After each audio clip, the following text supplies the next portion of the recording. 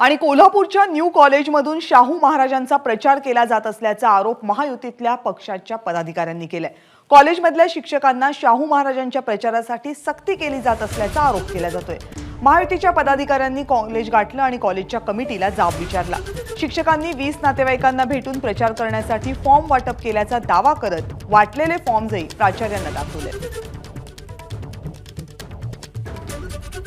छत्रपती महाराज या संस्थेची पेट्रन आहेत म्हणून हे असं आम्ही केलं असं आम्हाला शिक्षण संस्थेकडून सांगण्यात आलं।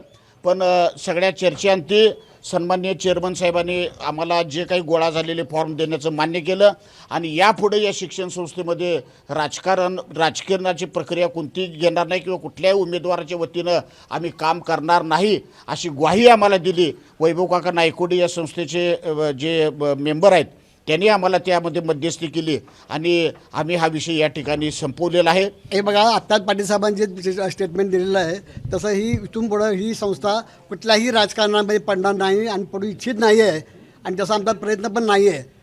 जे आता हे जे काय प्रकरण झालेलं आहे आणि जे माझ्या निदर्शन साहेबांना आणून दिलेलं आहे त्याचा मी छडा लावणार आहे आणि त्याच्यावर मी योग्य ते कारवाई करणार आहे आणि इथून पुढं की आम्ही ह्या संस्थेच्या दृष्टीने चेअरमन म्हणून तुम्हाला आश्वासन देतो की कुठल्याही राजकारणामध्ये आमची संस्था किंवा माझा कुठलाही शिक्षक वृंद पडणार नाही याची काळजी घेईन। एबीपी माझा, उघडा डोळे बघा नीट।